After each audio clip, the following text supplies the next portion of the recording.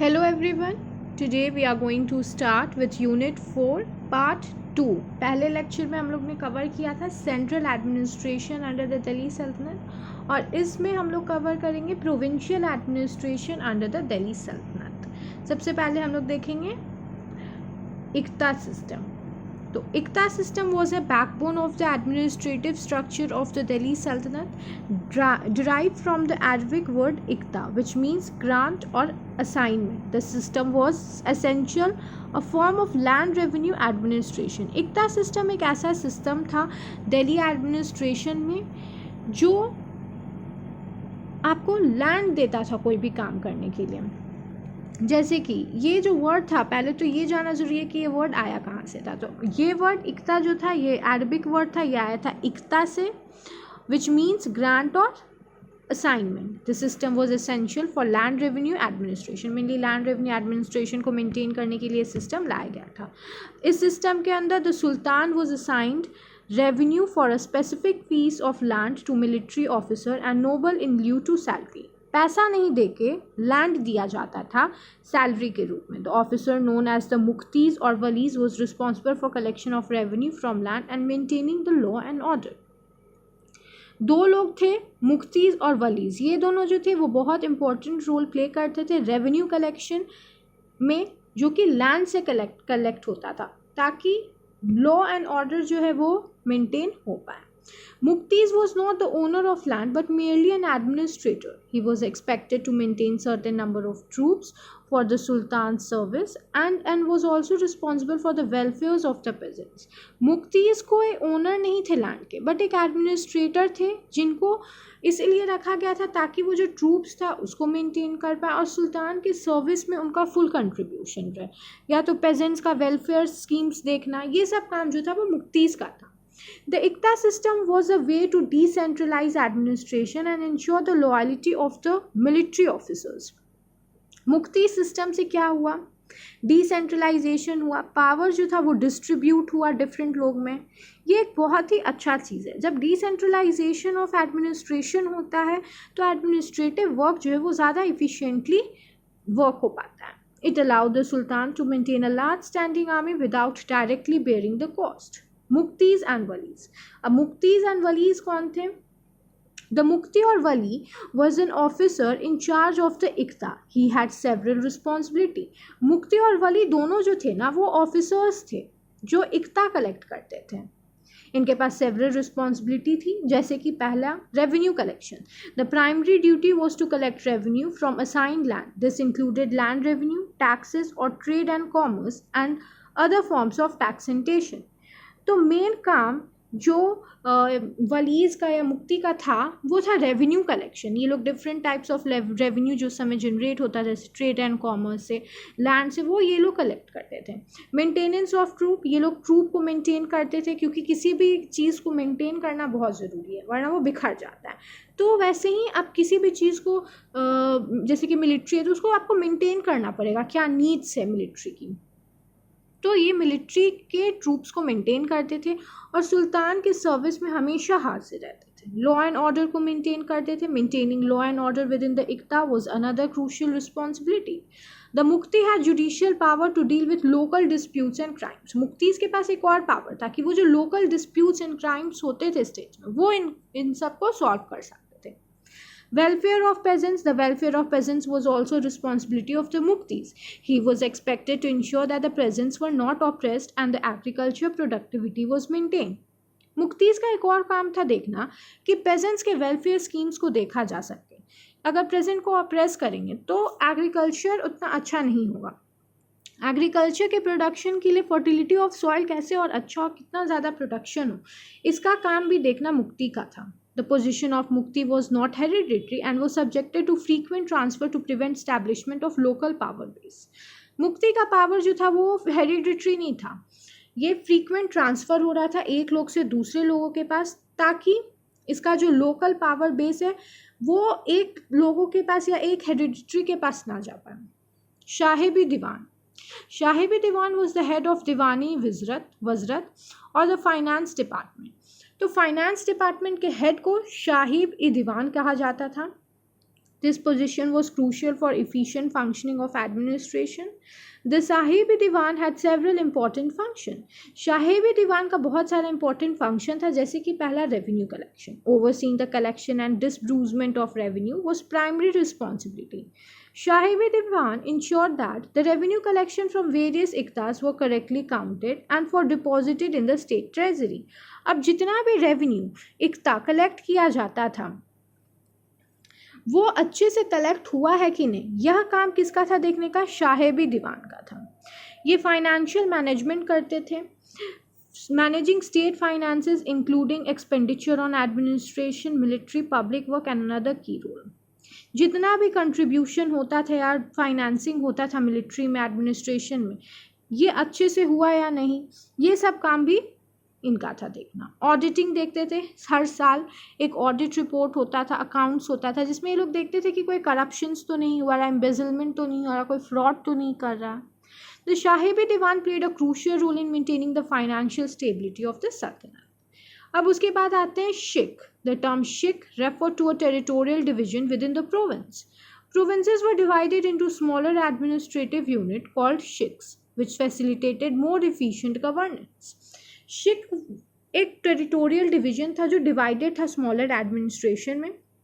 ये इसीलिए डिवाइड किया गया था ताकि ये अच्छे से और गवर्न हो पाए. ईच सिक was headed by an officer who reported to provide provincial governor. The main function of the शिक ऑफिसर्स इंक्लूड और शिक जो था मतलब एक छोटा टेरिटरी को डिवाइड कर दिया जाता था और उस टेरिटरी को रूल किया जाता था एक सिख के द्वारा, एक यूनिट के द्वारा, उसको ही शिक कहा जाता था.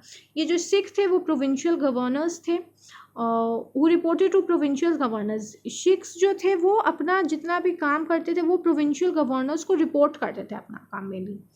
शिक का क्या क्या काम था देखते हैं. Revenue collection, law and order and judicial function. जितना भी रेवेन्यू कलेक्शंस होता था उस स्मॉल स्टेट से, डिज़ाइन टेरिटरी से, वो कलेक्ट करते थे.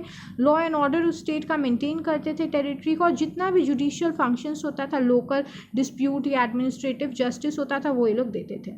Pargana and village officials. The smallest administrative unit under the Delhi Sultanate was the pargana, which comprised several villages. The Pargana was then administrated by a set of officials, each with specific duties. छोटा छोटा duties जो था वो सब कुछ divide किया गया था. जैसे कि पहला amil. Amil was responsible for revenue collection at the Pragna level to he ensure that the taxes were collected efficiently and submitted to the higher authorities. तो अमिल का काम था revenue collection at the lower level करना और इफिशिएंटली कलेक्ट करके higher authority को देना. कुंगो जो थे वो मेंटेन करते थे रेवेन्यू रिकॉर्ड्स को, ऑफिशियल डॉक्यूमेंट्स को. डॉक्यूमेंट मेंटेन करने का काम किसको दिया गया था, कुंगो को.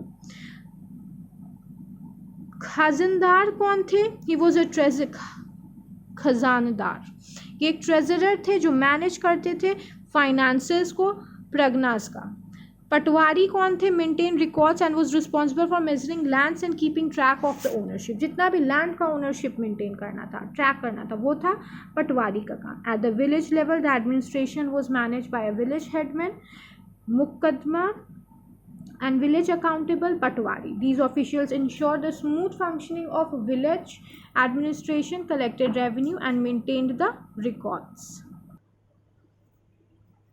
टाउन एडमिनिस्ट्रेशन जो था वो भी इसमें हम लोग देखते हैं. In additional to rural administration the Delhi Sultanate also had a well structured urban administrative system.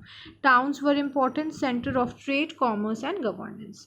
Town का क्या इंपॉर्टेंस था दिल्ली सल्तनत में, यहाँ पर मेनली ट्रेड, कॉमर्स और गवर्नेंस से रिलेटेड वर्क होता था. थानास भी था दिल्ली सल्तनत में. थानास जो था वो सेवरल थानास में डिवाइडेड था, टाउन्स में सेवरल थानास में डिवाइडेड था, which were police jurisdiction. Each thana was headed by a thanedar who was responsible for maintaining law and order within the jurisdiction. The thanedar had a small force of police under him and was responsible for preventing, investigating, ensuring a public safety and enforcing sultan order.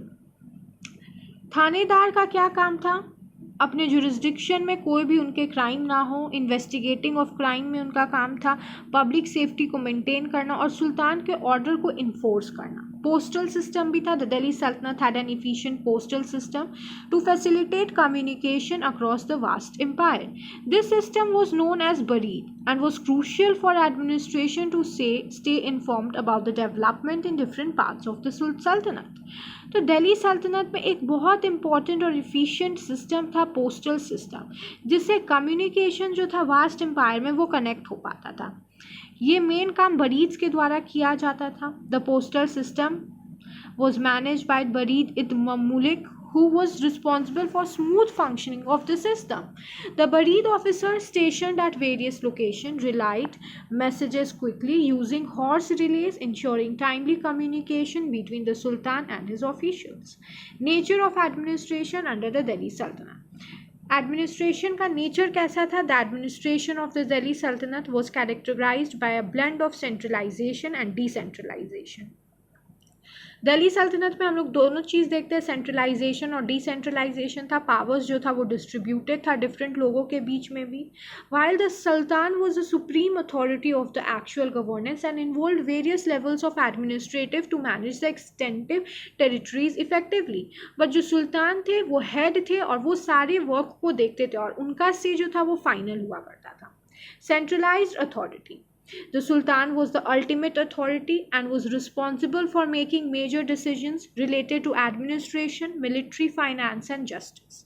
सुल्तान जो थे वो centralised authority थे. वो सारा काम देखते थे जो मिलिट्री से रिलेटेड होता था, फाइनेंस से, जस्टिस से लेके सब कुछ. उनका डिसीजन जो था वो मेजर होता था. The Sultan court in Delhi was a center of power where important policies were formulated and implemented. सुल्तान के कोर्ट में ही जितने भी पॉलिसीज़ थे वो फॉर्म होते थे और इम्प्लीमेंट होते थे.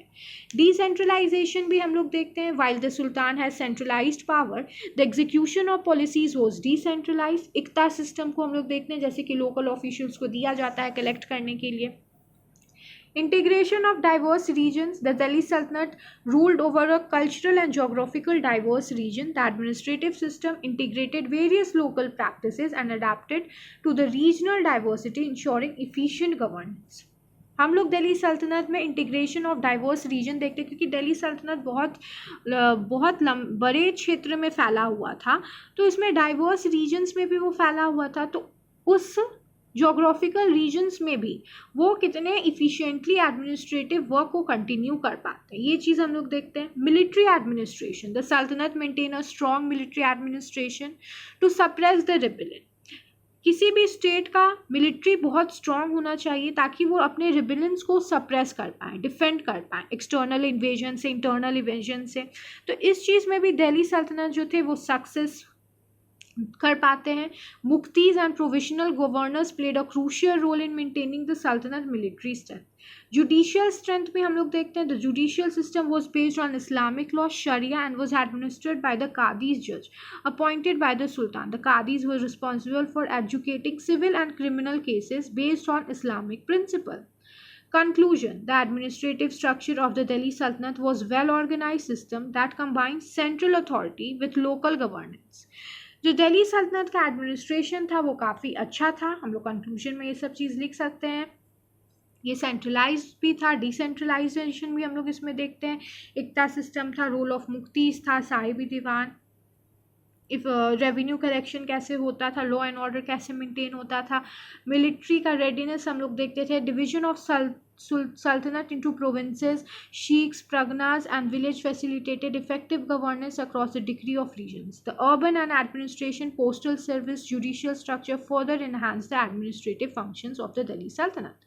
The intricate and robust administrative system allowed the Delhi Sultanate to manage a vast, diverse empire over the 3 centuries. क्योंकि दिल्ली सल्तनत का इतना अच्छे से एडमिनिस्ट्रेटिव वर्क हो पाया, इसीलिए हम लोग देखते हैं कि वो लंबे समय तक भी रूल कर पाते हैं. So we are done with this unit and next unit we will cover in the next lecture. Thank you everyone. Please like, share and subscribe my channel.